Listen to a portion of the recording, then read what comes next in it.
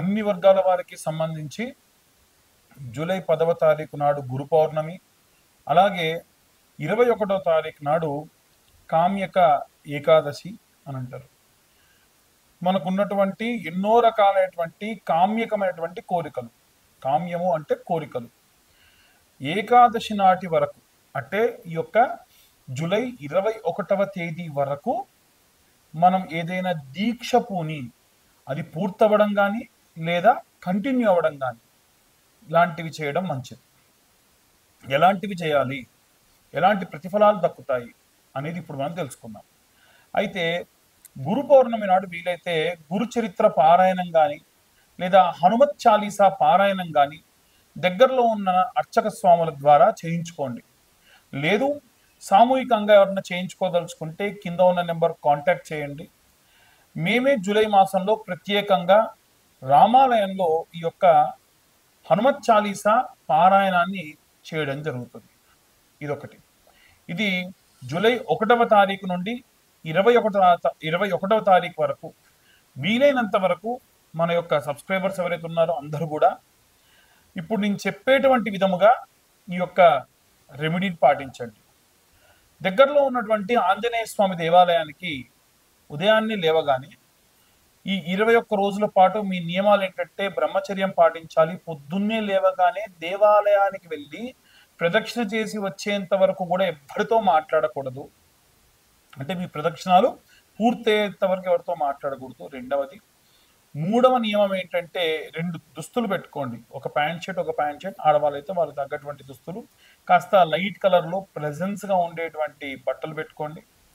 ఆ 2 జతల బట్టలు మాత్రమే మీరు దేవాలయానికి వెళ్ళేటప్పుడు వాడాలి. 3. నాలుగవది ఏంటంటే కాళ్ళకు చెప్పులు వేసుకోకుండా దేవాలయానికి వెళ్ళి ప్రదక్షిణ పూర్తి చేసుకొని రావాలి. 4. కామ్యక ఏకాదశి రోజు వరకు పూర్తయ్యేటట్టుగా లేదా అప్పటి వరకల్లా మీరు ప్రారంభించి కనీసం ఒక 2 రోజులన్నా పూర్తయ్యేటట్టుగా చూసుకోండి. ఎందుకంటే ఆడవాళ్లకు డేట్ ప్రాబ్లమ్స్ ఉంటాయి కాబట్టి ఈ నెలలో వారు ఎప్పుడన్నా ప్రారంభించవచ్చు. మగవారు మాత్రం 1వ తారీఖు ప్రారంభించండి. ఉదయాన్నే మీరు ఒక టైం అనుకోవాలి. ఉదాహరణకు మీరు మొదటి రోజున 6 గంటలకు ప్రారంభించారనుకోండి, ప్రతిరోజు 6 గంటలకు ఎట్టి పరిస్థితుల్లో ఉరుములు ఉరిమినా పిడుగుపడ్డ 6 గంటలకు ప్రారంభించాలి. కాబట్టి 7కో 7:30కో ఒక టైం పెట్టుకోండి. మంచి టైం పెట్టుకొని మీరు ప్రారంభించేసేయండి. ఎట్టి పరిస్థితుల్లో నిమిషం కూడా దాటకూడదు, నిమిషం ముందు కూడా చేయకూడదు. అయ్యో హడావిడిగా నాకు పని ఉంది, తొందరగా వెళ్ళాలి, నో వే. ఒక టైం పెట్టుకున్నారంటే ఆ టైంకే వెళ్ళాలి. ఈ 21 రోజులు బ్రహ్మచర్యం పాటించాలి. భార్యాభర్తలు కలవడం లాంటివి చేయదు. అయ్యో మేము పిల్లల కోసమే ఈ యొక్క వ్రతం చేస్తున్నామండి, మరి 21 రోజులు చేయకూడదు. భార్యాభర్తలు కలవకూడదు. ఒకటే పూట భోజనం తినాలి, 2 పూటలు అల్పాహారం సేవించాలి, నాన్ వెజ్ తినొద్దు, మందు తాగొద్దు. వీలైనంత వరకు మీకు పండగలు వస్తుండొచ్చు, ఎవరన్నా మీ ఫ్రెండ్స్ పార్టీకి పిలవచ్చు, ఇంకా ఎన్ని రకాలైనటువంటివైనా సరే చేయొచ్చు. కానీ ఎట్టి పరిస్థితుల్లో మీరు టెంప్ట్ అయిపోయి ఆ యొక్క మాంస భోజనం చేయడం కానీ మందు తాగడం కానీ లాంటివి చేయకండి. కామ్యక సుఖాలకు వెళ్ళకండి. అల్లం వెల్లిపాయ ఉల్లిపాయ లాంటివి ఇంకా అరికట్టి మేము ఇంకా బ్రహ్మచర్యం పాటిస్తానంటే ఇంకా సంతోషం. మన కోరిక ఎంత బలమైంది అయితే మనం అంత బలంగా చేయాలి. ఈ 21 రోజుల పాటు 21 ప్రదక్షిణాలు దగ్గరలో ఉన్న ఆంజనేయ స్వామి దేవాలయానికి నేను చెప్పిన విధంగా కాళ్ళకు చెప్పులు లేకుండా బ్రహ్మచర్యం పాటిస్తూ ఎవరితో మాట్లాడకుండా, లేవగానే ఎవరితో మాట్లాడకుండా మీరు ఈ యొక్క రెమెడీని ప్రారంభించి ప్రదక్షిణాలు అయిన తర్వాత ఎవరన్నా పలకరిస్తారు, మిమ్మల్ని డిస్టర్బ్ చేద్దామని చూస్తారు, మధ్యలో ఎవరైనా వెహికల్ వచ్చి మిమ్మల్ని తగిలి మిమ్మల్ని తిడతారు, అయినా సరే ఎవరితో మాట్లాడొద్దు. భగవంతుడు ఎన్ని రకాల పరీక్షించాలో అన్ని రకాలుగా పరీక్షిస్తాడు. కాబట్టి ఎట్టి పరిస్థితులలో ఆ యొక్క 21 ప్రదక్షిణాలని ఆపకండి. 21 ప్రదక్షిణాలు పూర్తయిన 3 నెలల్లో మీ యొక్క కోరికలు తీరుతాయి. అదే కామ్యక ఏకాదశి వరకల్లా అది పూర్తయ్యేటట్టుగా చూసుకోండి. ఈ 21 రోజుల్లోనే ఎవరైనా పెళ్లి కాని ఆడపిల్లలుంటే వారి కోసం ప్రత్యేకంగా చెప్పేటువంటిది ఏంటంటే, మనకు ఆంజనేయ స్వామి గద పట్టుకొని వాలం ఇలా ఉంటుంది. వాలం అంటే తోక. ఆ తోక ఇలా ఉంటుంది కదా, దానికి ఒక గంట ఉంటుంది.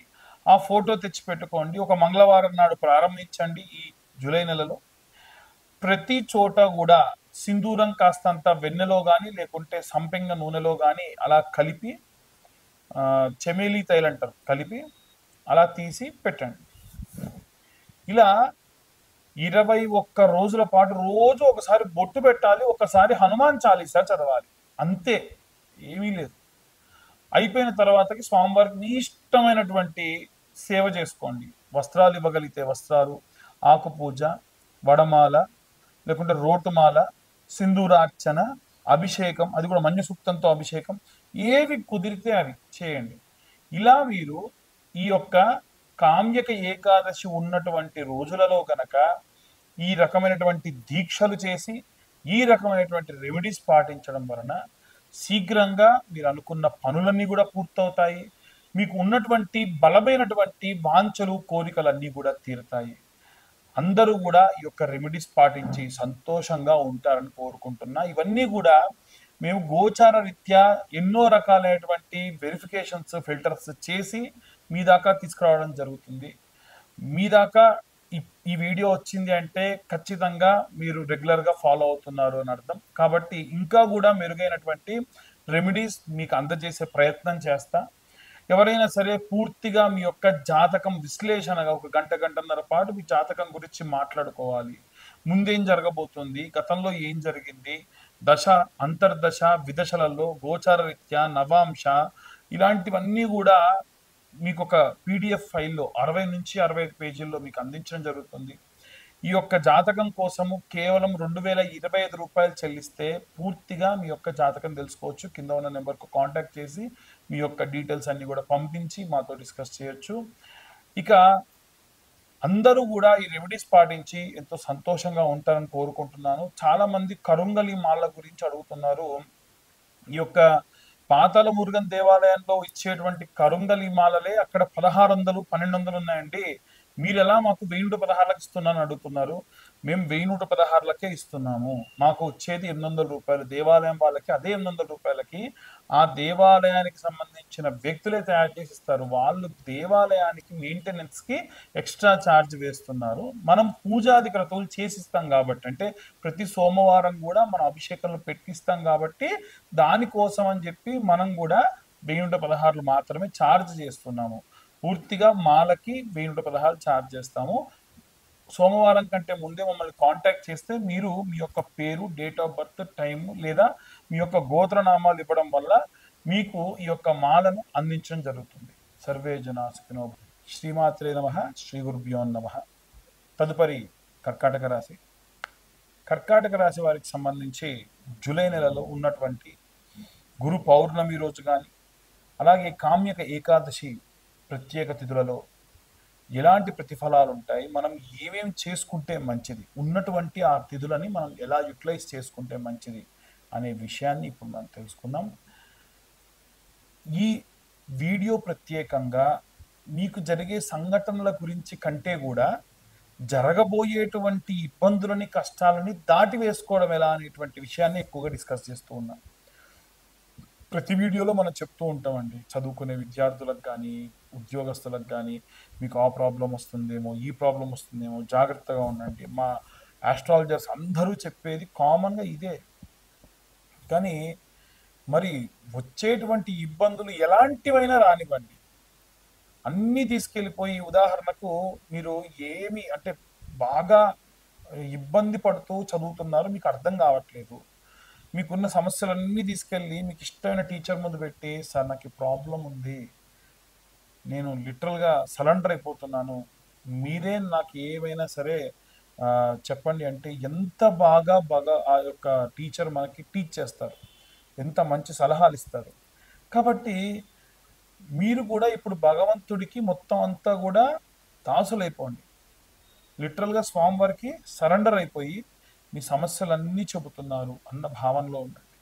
ఈ కర్కాటక రాశి వారికి సంబంధించి చంద్రుడు రాష్ట్రాధిపతి, ముఖ్యంగా చంద్రుడికి అధిదేవతతో సహా ప్రత్యధి దేవత, అధిదేవత వచ్చేసి జలనిధి దేవత అయితే ప్రత్యధి దేవత గౌరీ స్వరూపం.